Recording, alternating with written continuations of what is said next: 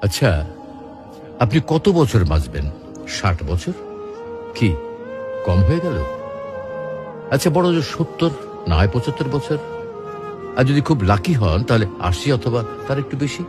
Tick tick করে কিন্তু second সময় চলে যাচ্ছে, আর টুক করে হাতে জমে থাকা সব সেকেন্ড শেষ হয়ে যাবে একদিন। একজন মানুষের কাছে যখন কয়েকশো কোটি টাকা থাকে তখন তাকে টাকার বিলাসিতা মানায়।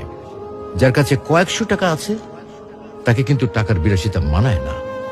আপনার আয়ু যদি কয়েক হাজার বছর হতো তাহলেই সময়ের বিলাসিতা আপনাকে মানাতো। এত অল্প আয়ুতে মন খারাপ, কষ্ট, পচা ব্যাপার স্যাপার গুলোতে সময় নষ্ট সুযোগ কই? তার চেয়ে বরং ফ্যামিলিকে সময় দিন, ভালো বই পড়ুন, টুক করে বেরিয়ে আসুন চমৎকার কোনো জায়গা থেকে।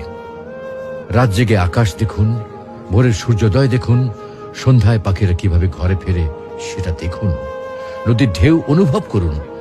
একটু ভাবুন, আজকের এই দিনটা যদি আপনার অথবা আমার শেষ দিন হয় তাহলে আপনার আমার পরিবারের কালকে কি হবে?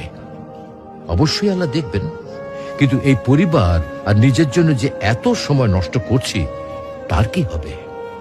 তো আসুন আমরা নিজ ধর্ম পালনের মাধ্যমে সৃষ্টিকর্তাকে রাজি ও খুশি করি। হয়তোবা আজকের দিনটাতে সফল না হলেও পরকালীন জীবন সফল হতে পারে।